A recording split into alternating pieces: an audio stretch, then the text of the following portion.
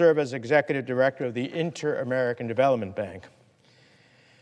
From the world's highest per capita COVID infection and death rates to the largest economic contraction anywhere in the world, Latin America and the Caribbean are still struggling to recover from devastating waves of the pandemic. The region also faces historic refugee and migration movements that stretch across the continent. And added to this, many of these nations must confront longstanding poverty and inequality, as well as climate change and threats to the environment. Given the significant economic, social, and development challenges in Latin America and the Caribbean, we urgently need Senate-confirmed leadership at our hemisphere's most important multilateral development bank. The Inter-American Development Bank is essential to addressing these issues. And it's critical that we have strong U.S. leadership at the bank. Mr. Martinez brings decades of experience in the public and private sectors, as well as academia, and he will provide exactly that. He has advised Fortune 500 companies and private equity funds. He's helped international business and non-governmental organizations, and he's committed to work with the Senate to support a much-needed capital increase for the bank, which we approved as part of the U.S. Innovation and Competition Act last year.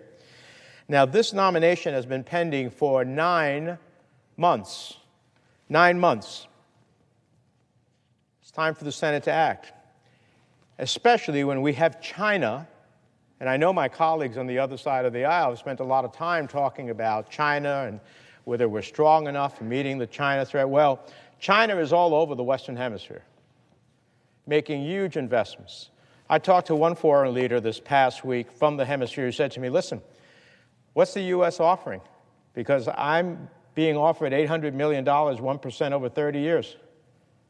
I'm not taking it, but at some point we need to have engagement in the hemisphere economically. That's what the Inter-American Development Bank can do without costing U.S. taxpayers money. But for that, you need leadership that is focused on getting the IDB to build the partnerships and the programs that can help us have a presence to counter China in the first place and also to promote prosperity, security, and stability. And for all of those of my colleagues who are concerned about the southern border, well, let's get an organization that can help create greater prosperity and stability in the hemisphere. People won't be fleeing from the circumstances. So I don't understand why this has taken 9 months, but that's what draws me to come to the floor. So I ask unanimous consent that the Senate Foreign Relations Committee be discharged and the Senate proceed to the following nomination. PN 1028, Leopoldo Martinez Ucete, to be United States Executive Director of the Inter-American Development Bank for a term of 3 years. Vice Elliot Pedrosa, that the Senate vote on the nomination with no intervening action or debate. The motion to reconsider be considered made and laid upon the table, that no further motions be made in order to the nomination, that any related statements be printed in the record. Is there objection? Mr. President, reserving the right to object. The senator from Kansas. This nominee received a tie vote in the Senate Foreign Relations Committee, meaning that he failed to be reported favorably to the floor. This tie vote indicates that the Senate Foreign Relations Committee Republicans have significant concerns with this nominee. Therefore, he should be discharged per the process laid out in the Senate Power Sharing Agreement for this Congress, not passed by unanimous consent. Therefore, I object. Objection is heard. Mr. President, I'm going to be honest here. This isn't really about Mr. Martinez, his experience, his views. It's just another thinly veiled attempt to block another of the president's nominees. And to do so at a time in which China is eating our lunch. So the next time one of my colleagues gets up and talks about China, I'm going to remind them of the position that they have taken to block one of the critical nominees that could help us meet that challenge in the Western Hemisphere. Let me turn to another nominee that has been pending before the Senate, who did pass the committee, by the way, favorably, not in a tied vote, but favorably. So I'm going to, in a moment, ask unanimous consent to confirm Dr. Monde Muyangwa to serve as Assistant Administrator for USAID's Africa Bureau. This body should confirm her without delay. The promotion of democracy, a key goal for USAID, is threatened throughout Africa. In just the past 2 years, there have been coups in Sudan, Chad, Guinea, Burkina Faso, and 2 in Mali. Authoritarians across Africa have new tactics to subvert democratic movements. They have modern tools to silence dissenting voices. They deploy disinformation campaigns and sophisticated surveillance technology coming from China to stay in power. And from Mali to the Central African Republic, dictators are turning to Russian mercenaries for support. Democracy advocates, human rights defenders, civil society leaders across the continent are courageously working to realize their aspirations and goals. They need a reliable partner at USAID to keep the struggle for democracy in their countries. And that's why we have to advance this nominee today. Dr. Muyagwa is eminently qualified to lead USAID's Africa Bureau. She brings extensive professional and academic experience in Africa. She is a Zambian-born immigrant to the United States, where she has held senior positions at the Wilson Center, the Africa Center for Strategic Studies, the National Summit on Africa. She was a Rhodes Scholar, a Wingate Scholar for her scholarship at Oxford, the valedictorian for her graduating class at the University of Zambia, and she holds a doctorate in international relations from the University of Oxford. You think she's well qualified? In short, her qualifications are exceptional. Finally, let me say that while Africa faces many challenges, it's also a land of tremendous opportunity. But here again, China is all over Africa in precious minerals, in other precious materials, in subverting nascent democracies by their debt trap diplomacy.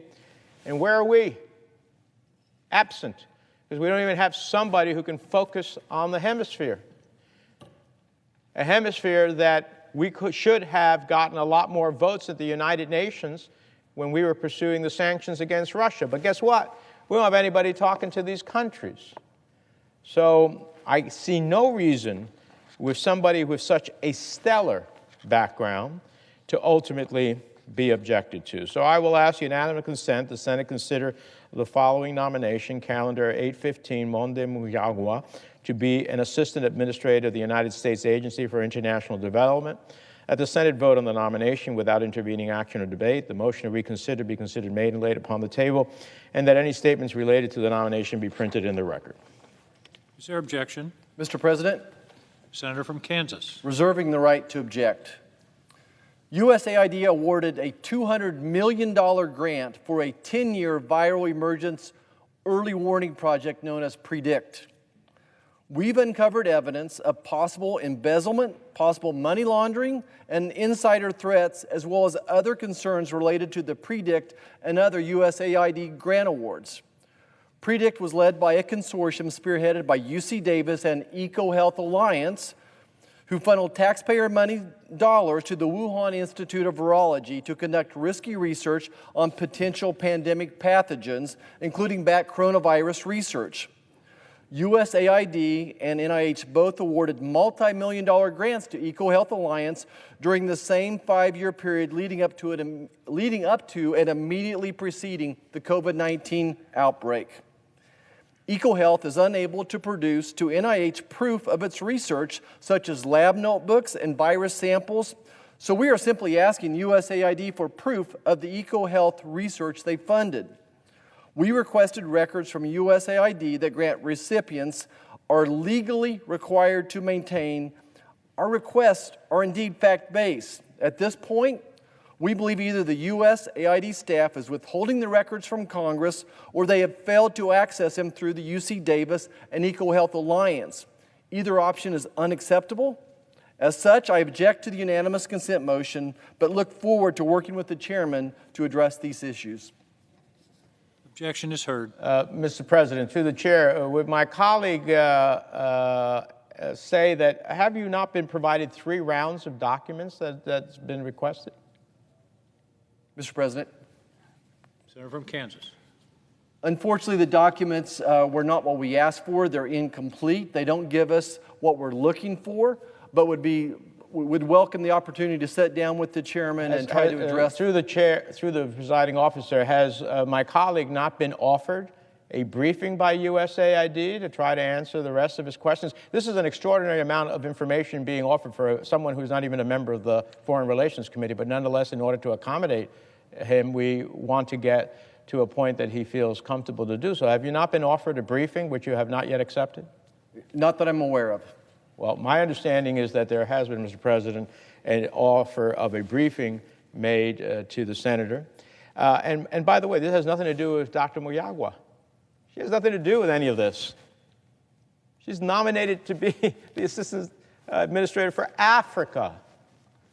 Nothing to do with China, nothing to do with Wuhan, nothing to do with anything else. And I would urge my colleague, if you have all this information about illicit activities, please bring it forward. The committee would like to consider it. But I haven't seen any of it. It's time to put up or shut up. I yield the floor.